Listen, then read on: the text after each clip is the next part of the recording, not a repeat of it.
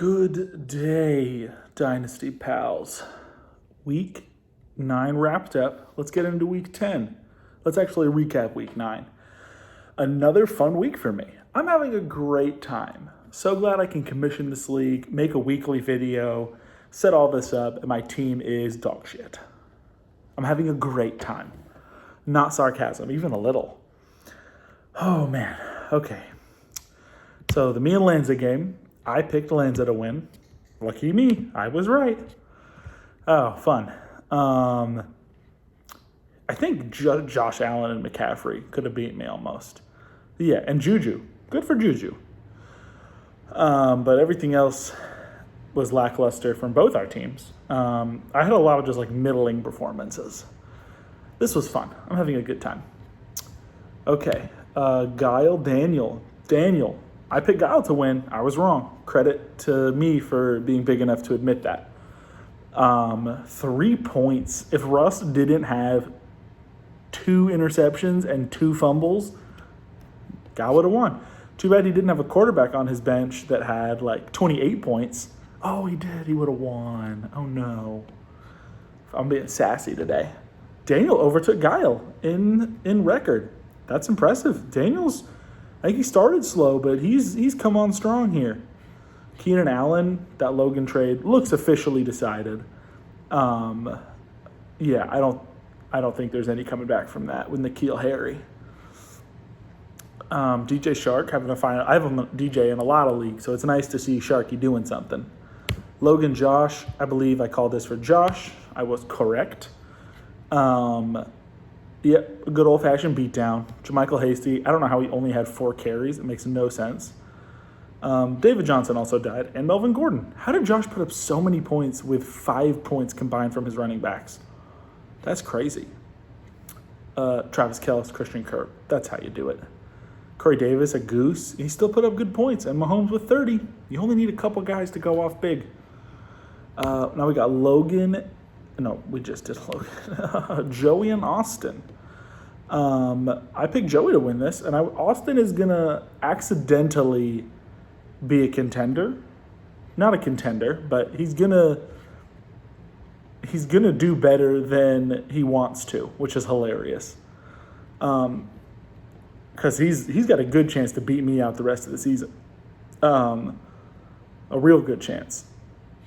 Which is kind of funny. I don't even have my first-round pick. Austin does, so that doesn't matter to him.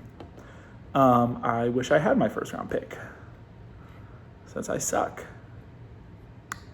Cool.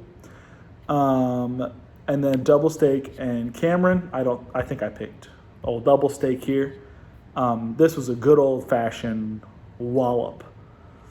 And, yeah, just brutal.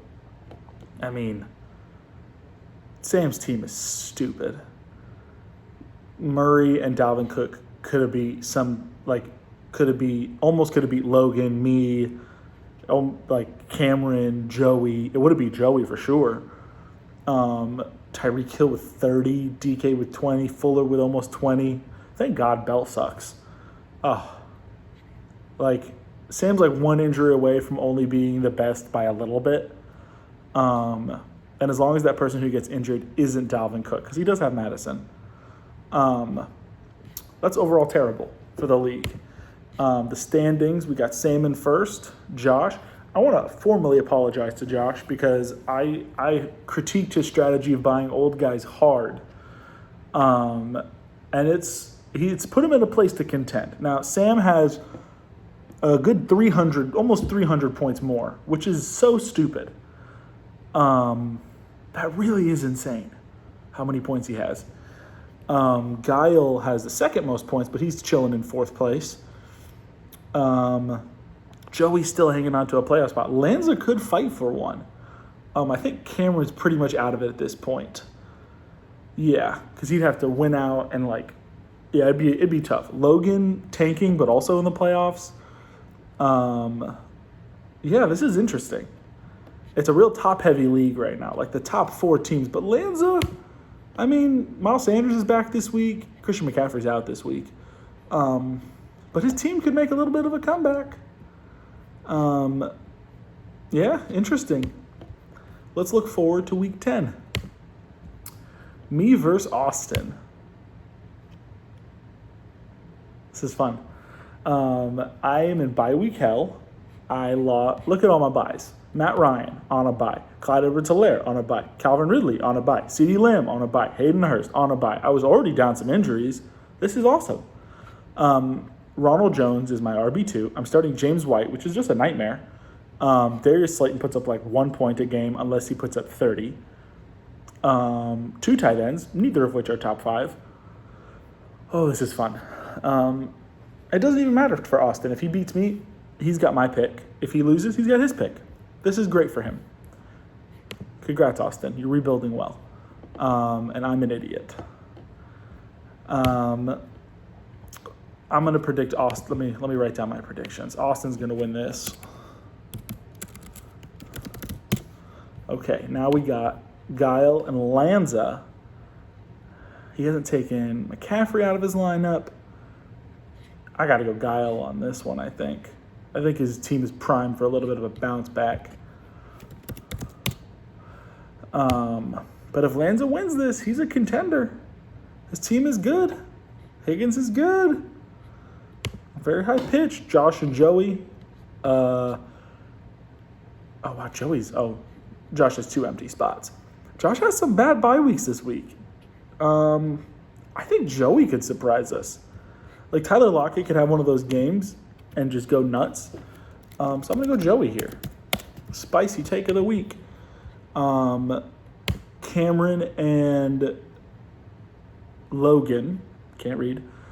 Oh, man. This is interesting because Logan's got like a good record. But I think Cameron's team is better, objectively speaking. Michael Thomas, Robert Woods, Derrick Henry, Kareem Hunt. That team should win. I'm going to go with Cameron. I think he gets his second win. Pulling for you, Cam. You deserve it. Okay. And this is the game of the week. Daniel and Sam. Sam is only missing Tyreek Hill this week. But he's starting Mike Williams. He's starting Mike Gesicki and Jamal Williams, which is not great. I think Daniel's going to pull the upset this week. I think Dalvin Cook can't have another insane week. There's so many people on his team that can blow up. It's so stupid. But I'm going to go with Daniel. Just a gut feeling. Okay. Projecting, because I think our trade deadline ends week 13, which is right before playoffs. I expect trading to go quiet for the next week and a half. And then I think it's going to get I think after this Sunday is when it's going to pick up because we'll kind of know who's close and who's out. My team is ripe for the picking. Like, I've got Aaron Jones, and that's like a top 8 running back at the stage of the league. If somebody is looking to make that push, he's there. And again, I need a running back or a young guy who might not be good or injured running back who's young-ish. I'm not looking for someone to be like, here's Melvin Gordon in a second. That doesn't help me in a mini rebuild. So be mindful if you're going to try and scour my corpse. Allen Robinson.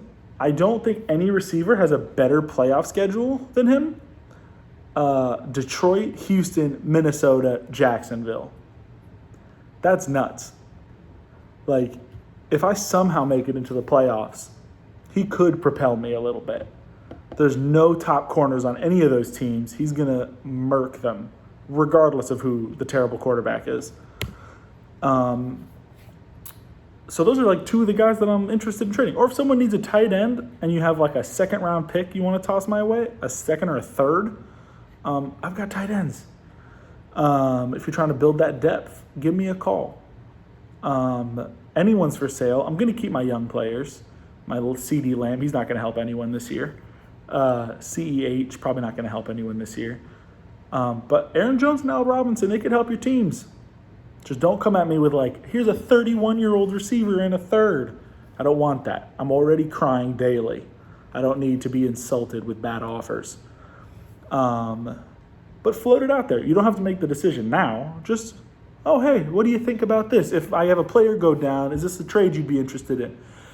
And again, yeah, if a Stephon Diggs type goes down, I would trade that for Allen Robinson. He's like a year younger, similar tier. That can help out your team. I'm willing to take the hit now to propel you to the playoffs. I'm pulling for whatever team offers me the most for my guys. But Aaron Jones, in a year where RB is desolate, I think he could do some good for you. Joey 4-5, despite selling a lot of his team. He won't trade me Deontay Johnson no matter how nicely I ask. I want Chase Claypool. Austin won't give him to me. This is starting to feel like you guys aren't favoring me for running this league, and no one's offering me lopsided trades. I see a lot of people have trades go through, and it's like, oh my gosh, all that for one player. Nobody's doing that for me. And quite honestly, it hurts. I'm not enjoying it, and I'm not having a good time. I'm in 5 leagues, I think, and all my other leagues, I don't care. I could lose all of them. I don't care. This is the only league I care about. I don't even care about the money. I hate being bad, especially when I was trying to be good. I wasn't this is probably a half tank. And I was like, I'm a contender, baby. Let me tilt and trade James Conner week 1. Oh, no, he's an RB1 the whole year? Awesome, cool. That would have come in handy. At least I got 2 second-round picks. That'll probably do nothing for me. Oh, man. I'm going to take a breather. It's okay. It's okay. I'm back. I've centered. So if you want an older player or a running back, again, not selling them for dirt. I've been talking to Guile this week.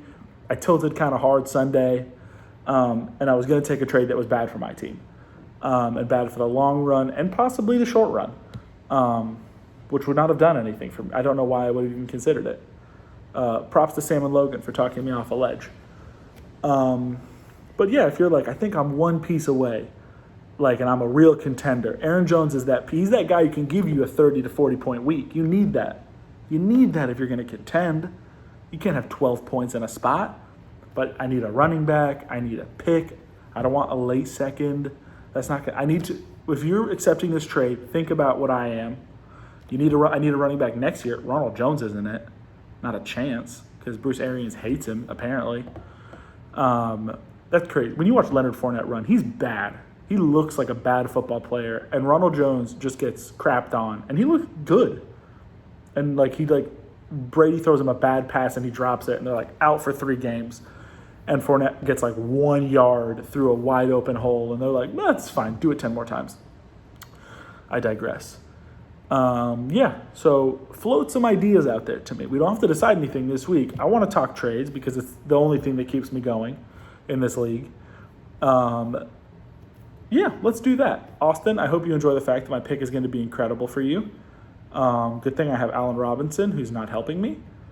And that's awesome. AJ Green and a top 4 pick for Allen Robinson, which I guess in theory is not horrific, but it's certainly not what I wanted. Not ideal.